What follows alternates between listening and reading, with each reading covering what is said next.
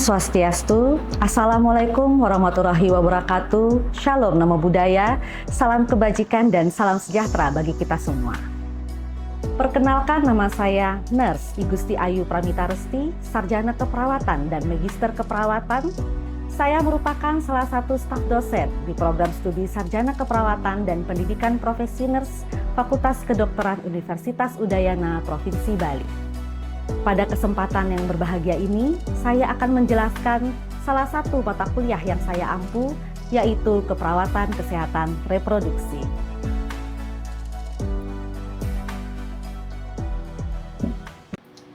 Sebagai seorang dosen, saya telah menerapkan Tridharma perguruan tinggi, salah satunya yaitu pengajaran.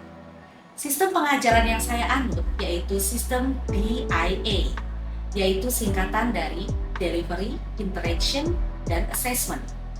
Delivery sendiri yaitu merupakan bagaimana cara saya menyampaikan materi yang saya berikan agar bisa diterima oleh mahasiswa dengan baik, sedangkan interaction merupakan interaksi antara saya dan sesama mahasiswa dalam melakukan pembelajaran agar capaian pembelajaran dapat tercapai. Selanjutnya yaitu assessment. Assessment merupakan pemberian tugas kepada mahasiswa guna mengukur kemampuan mahasiswa itu sendiri. Hal ini saya lakukan secara objektif kepada mahasiswa tersebut. Sebelum masuk ke dalam penjelasan sistem pengajaran yang saya anut, terlebih dahulu saya akan menjelaskan mengenai mata kuliah yang saya bawakan. Jadi mata kuliah yang saya bawakan yaitu mata kuliah Keperawatan Kesehatan Reproduksi dengan kode mata kuliah yaitu SKEP 2224. Dan mata kuliah ini adalah mata kuliah wajib pada program studi Sarjana Keperawatan dan Pendidikan Profesi Nurse. Mata kuliah Keperawatan Kesehatan Reproduksi merupakan mata kuliah yang membahas tentang upaya meningkatkan kesehatan reproduksi perempuan pada usia subur, ibu hamil, melahirkan, nifas, di antara dua masa kehamilan dan bayi baru lahir, dalam kondisi beresiko dan masalah-masalah yang berhubungan dengan gangguan sistem reproduksi dengan penekanan pada upaya preventif dan promotif yang menggunakan pendekatan proses keperawatan serta memperhatikan aspek legal dan etis di tatanan klinik maupun komunitas. Tujuan dari mata kuliah ini adalah mahasiswa mampu mengetahui upaya meningkatkan kesehatan reproduksi perempuan serta masalah-masalah yang berhubungan dengan gangguan sistem reproduksi melalui pendekatan keperawatan. Hal ini sesuai dengan salah satu profil lulusan yaitu sebagai care provider atau pemberi asuhan keperawatan. Mata kuliah ini berada pada semester 4 dengan bobot SKS yaitu 2, 1 SKS teori dan 1 SKS praktikum. Selanjutnya, saya akan memasuki aspek delivery yang berkaitan dengan mata kuliah yang akan saya bawakan. Sebelumnya melanjutkan aspek delivery, maka saya harus menjelaskan capaian pembelajaran atau CPL. CPL ini kemudian menurun ke CPMK atau capaian pembelajaran mata kuliah, dan kemudian CPMK akan menurun ke sub CPMK. Seluruh capaian pembelajaran lulusan yang telah diturunkan harus sejalan dengan profil lulusan program studi Sarjana Keperawatan dan Pendidikan Profesi Nurse, yang salah satunya sebagai care provider atau pemberi asuhan keperawatan. Adapun CPL pada mata kuliah ini yaitu 1. Setelah menyelesaikan pendidikan Sarjana Keperawatan dan Profesi Nurse di Fakultas Kedokteran Universitas Udayana, mahasiswa mampu menguasai ilmu keperawatan dan mengelola asuhan keperawatan profesional untuk meningkatkan kualitas hidup dan keselamatan klien sesuai dengan prinsip etik, hukum, dan budaya, serta dilandasi ketakwaan kepada Tuhan Yang Maha Esa secara mandiri dan kolaboratif pada klien di tatanan laboratorium, klinik, keluarga, dan komunitas. 2. Setelah menyelesaikan pendidikan Sarjana Keperawatan dan Profesi Nurse di Fakultas Kedokteran Universitas Udayana, mahasiswa mampu menguasai keterampilan umum, meningkatkan keahlian profesional, serta membangun kapasitas kepemimpinan dan manajemen di bidang keperawatan melalui pembelajaran seumur hidup untuk memiliki daya saing di tingkat nasional dan juga di internasional. 3. Setelah menyelesaikan pendidikan sarjana keperawatan dan profesi nurse di Fakultas Kedokteran Universitas Udayana, mahasiswa mampu melakukan asuhan keperawatan profesional dalam lingkup pariwisata pada tatanan klinik dan komunitas. Kemudian CPNK dari mata kuliah ini yaitu 1. Mahasiswa mampu melakukan pengelolaan asuhan keperawatan dan melakukan simulasi promosi kesehatan berdasarkan evidence pada wanita dengan masalah kesehatan reproduksi. 2. Mahasiswa mampu mendemonstrasikan intervensi keperawatan sesuai SOP pada wanita dengan masalah kesehatan reproduksi. Dan 3. Mahasiswa mampu mengidentifikasi terapi komplementer sebagai alternatif terapi dalam pengelolaan asuhan keperawatan reproduksi yang menunjang dalam keperawatan pariwisata. Dan sub CPNK dari mata kuliah ini, 1. Mahasiswa mampu memahami konsep dasar, patofisiologi, penata laksanaan terkait masalah kesehatan reproduksi perempuan. 2. Mahasiswa mampu menggunakan konsep asuhan keperawatan pada pengelolaan kasus terkait masalah kesehatan reproduksi perempuan. 3. Mahasiswa mampu mendemonstrasikan pemberian pendidikan kesehatan sebagai upaya promosi kesehatan wanita. 4. Mahasiswa mampu mengidentifikasi tren dan isu pada keperawatan kesehatan reproduksi. 5. Mahasiswa mampu mendemonstrasikan kembali intervensi-intervensi pada kasus kesehatan reproduksi perempuan sesuai dengan SOP. Dan yang terakhir, mahasiswa mampu menggunakan evidence terapi komplementer dalam pengelolaan asuhan keperawatan kesehatan reproduksi. Lalu untuk mendukung kegiatan pengajaran di kelas, saya menggunakan berbagai literatur dan artikel atau jurnal ilmiah, baik jurnal nasional maupun jurnal internasional, serta buku ajar guna mendukung materi yang akan saya bawakan di kelas. Sudah saya masukkan semuanya di dalam RPS. Itulah model delivery yang saya sampaikan pada proses pengajaran yang telah saya bawakan. Selanjutnya kita akan memasuki aspek interaction. Adapun sistem interaction yang saya terapkan di kelas adalah sistem Student Centered Learning atau sistem SCL dengan metode pembelajaran Problem Based Learning dan Inquiry atau PBL. Sistem dari Centered Learning ini sendiri adalah metode pembelajaran yang menempatkan mahasiswa sebagai subjek sehingga akan mengembangkan minat dari mahasiswa tersebut menjadi lebih aktif, berpikir kritis, kreatif, dan inovatif. Sistem SCL terdiri dari pembelajaran interaktif, diskusi, studi case, dan pembakaran dari komparatif. Yang pertama adalah pembelajaran interaktif atau interactive learning, yaitu pemaparan materi di dalam kelas atau penyampaian materi. Seorang dosen di kelas dengan menyisipkan pertanyaan kepada mahasiswa guna meminta pendapat dari mahasiswa itu sendiri. Yang kedua yaitu diskusi yang mengangkat tema-tema terkini terkait pengawasan, dan mahasiswa akan mempresentasikan di kelas dan akan terjalin diskusi antara dosen dan mahasiswa.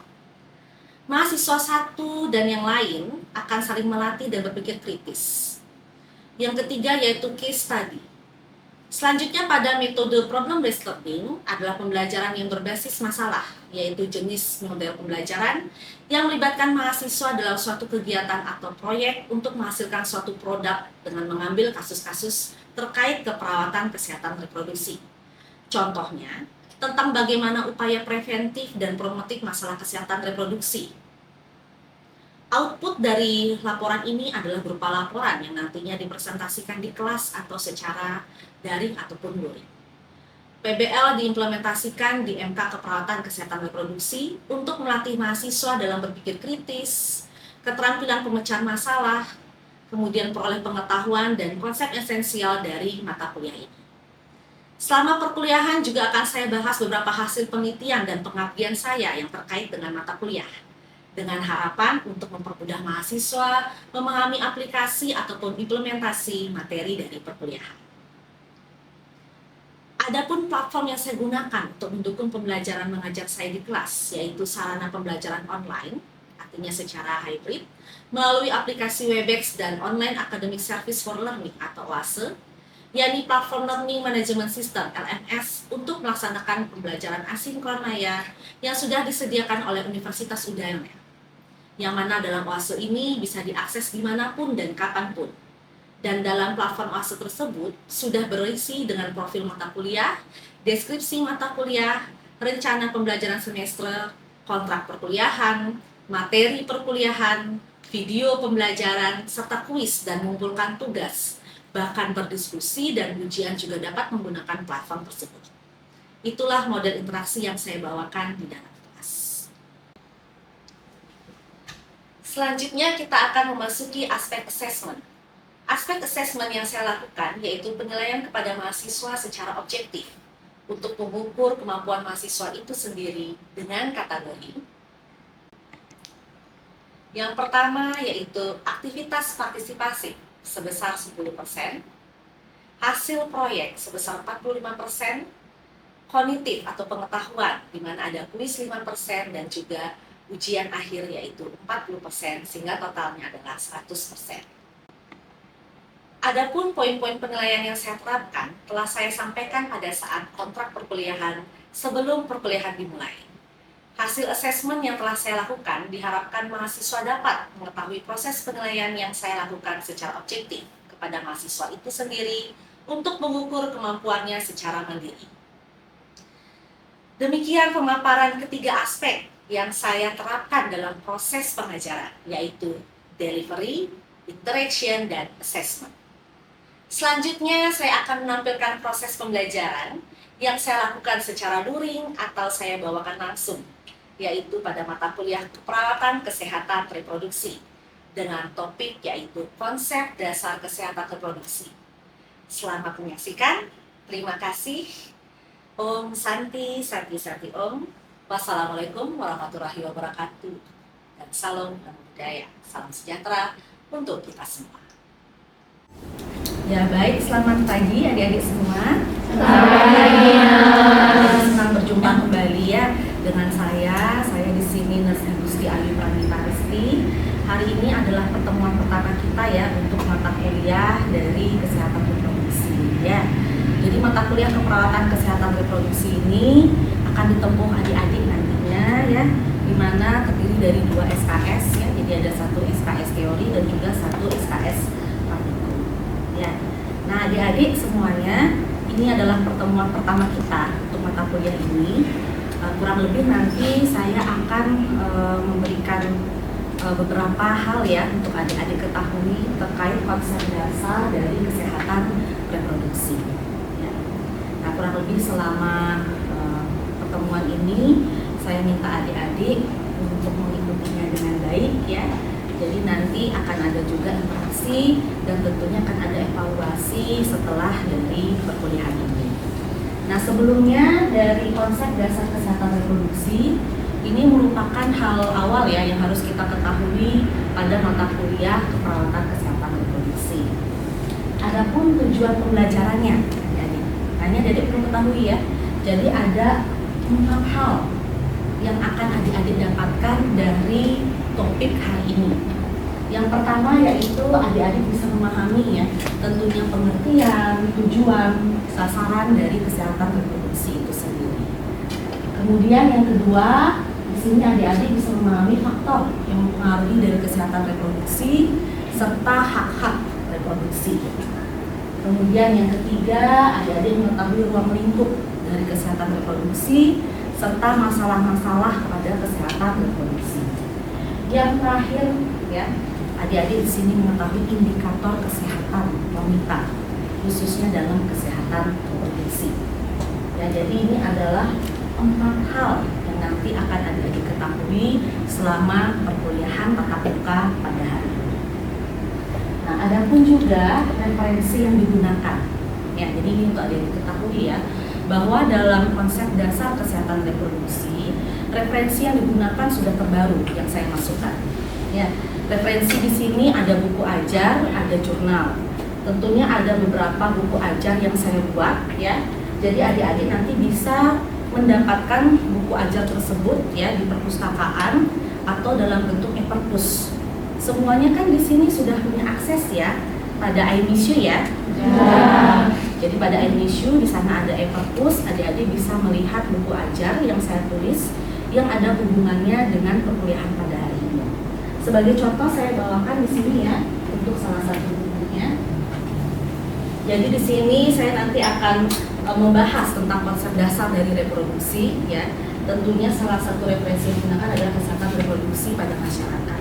Jadi ini sudah ada bukunya, ya. Oke, kemudian ada juga untuk keperawatan maternitas. Di sini juga masuk ya, di dalamnya terkait dengan konsep reproduksi pada wanita, ya. Baik itu pengertian dari keperawatan reproduksi dan apa saja ruang lingkupnya, ya. Contoh bukunya seperti ini. Jadi nanti adik-adik untuk lebih lanjut bisa lihat di perpustakaan atau di perpus. Kemudian ada juga referensi yang lainnya yang digunakan, ya. Nanti adik-adik juga bisa cari ya sebagai bahan referensi setelah perkuliahan ini selesai. Oke, saya bisa mulai ya sekarang ya, adik-adik ya. Ya, kita mulai dari definisi dari kesehatan reproduksi. Ya, tentunya yang namanya reproduksi hubungannya dengan organ reproduksi, kan begitu ya. Nah, organ reproduksi di sini artinya organnya harus sehat, ya, dalam keadaan sehat, sejahtera, secara fisik, mental, dan sosial, ya. Jadi tidak hanya bebas dari penyakit, itu yang harus kita ingat dari kesehatan reproduksi, ya. Tetapi dari segala hal, sistem dan fungsi dari organ reproduksi, itu yang harus ada ketahui tentang kesehatan reproduksi. Nah, buat apa sih kita mempelajari dari kesehatan reproduksi? Ada tujuan umum dan juga ada tujuan khusus, ya. Tentunya ya tujuan umumnya kita memberikan pelayanan yang komprehensif tadi secara menyeluruh. Dalam hal ini memang keperawatan kesehatan reproduksi sasarannya utamanya adalah wanita, ya. Kenapa sih wanita yang menjadi sasaran utama gitu ya untuk masalah reproduksi? Karena memang paling kompleks itu perempuan organ reproduksinya, dan yang sering bermasalah ditemukan masalahnya adalah perempuan. Ya, beda dengan laki-laki. Kan kita lebih sering mendengar masalah reproduksi penyebab kematian pasti pada perempuan. Contohnya apa? Kanker serviks, ya. Kemudian kanker ovarium, kanker payudara, itu semuanya hubungannya dengan organ reproduksi yang terjadi pada perempuan. Sedangkan laki-laki bukan masalah organ reproduksi yang menyebabkan kematian utama. Makanya fokus untuk kesehatan reproduksi adalah perempuan, ya. Dan fokusnya itu tidak hanya di masa usia subur. Seperti adik-adik ini kan masa usia subur ya. Nah, jadi bukan di saat usia subur saja, bahkan dari bayi ya kita sudah lihat, kemudian dari remaja ya, baru wanita usia subur hingga sampai lansia. Disitulah kita melihat tujuan dari kesehatan reproduksi. Nah, ini tujuan khususnya ya, adik-adik ya. Di dalam tujuan khusus memang diselipkan juga ada tentang laki-lakinya. Karena kesehatan reproduksi itu kompleks. Mungkin adik-adik selain kesehatan reproduksi kan juga ada mata kuliah lain ya yang pelajari tentang ibu hamil ya, ibu bersalin dan ibu pasca persalinan. Tapi untuk kesehatan reproduksi dia secara umum, general ya. Jadi di dalam sana juga ada kita melihat bagaimana laki-laki walaupun proporsinya tidak sebanyak perempuan. Kemudian di dalam kesehatan reproduksi kita juga fokus pada remaja, makanya ada tes proseks pada remaja ya. Di situ kita melihat sexuality ya, kita juga lihat tentang HIV/AIDS ya, dan juga tentunya dengan nafsa ya. Berbicara tentang kesehatan reproduksi, kita juga tidak boleh lepas dari hak reproduksi. Ini adik-adik juga harus tahu, wajib tahu 12 hak reproduksi tersebut. Karena ini menjadi dasar kalian. Ya, ketika nanti kalian terjun kepada masyarakat, ya, karena goalsnya gitu ya, dari mata kuliah keperawatan kesehatan reproduksi, nanti kalian bisa menjadi profil lulusan yang diinginkan oleh prodi. Apa salah satunya? Care provider, pemberi asuhan keperawatan. Dalam kali ini apa? Upaya preventif, pencegahan. Ya, jadi upaya preventif ya yang harus kalian lakukan, upaya promotif yang harus kalian lakukan supaya tidak terjadi hal-hal yang tadi kita lihat sebelumnya. Itu ya adik-adik ya terkait dengan topik kita pada hari ini ya, konsep dasar kesehatan reproduksi. Jadi tadi sudah dijelaskan ya terkait definisinya, pengertiannya ya, tujuannya, sasaran ya, kemudian faktor-faktor yang mempengaruhi ruang lingkup ya, hak-hak reproduksi, masalahnya apa saja, dan tentunya indikator kesehatan reproduksi pada wanita di Indonesia. Oke, sekarang kita masuk kepada sesi ya pada adik-adik ya, yaitu sesi yang terakhir untuk mengevaluasi ya. Apakah adik-adik sudah paham atau tidak dengan materi yang saya berikan tadi? Ya. Nah, jadi di sesi ini saya persilahkan ya dari adik-adik, mungkin ada yang ingin bertanya ya terkait dengan konsep dasar kesehatan reproduksi. Silakan, ada yang mau bertanya? Mungkin tadi ada yang kurang jelas dengan apa yang saya sampaikan. Ya, silakan, Dek. Baik, terima kasih atas kesempatannya. Perkenalkan, saya Edi dengan NIM 1. Jadi izin bertanya terkait dengan materi yang sudah disampaikan tadi. Jadi karena kita kan sebagai perawat, jadi tidak lepas dari peran kita sebagai perawat. Jadi saya ingin bertanya apa dan bagaimana sih peran perawat terkait dengan kesehatan reproduksi itu sendiri. Terima kasih. Baik, terima kasih ya.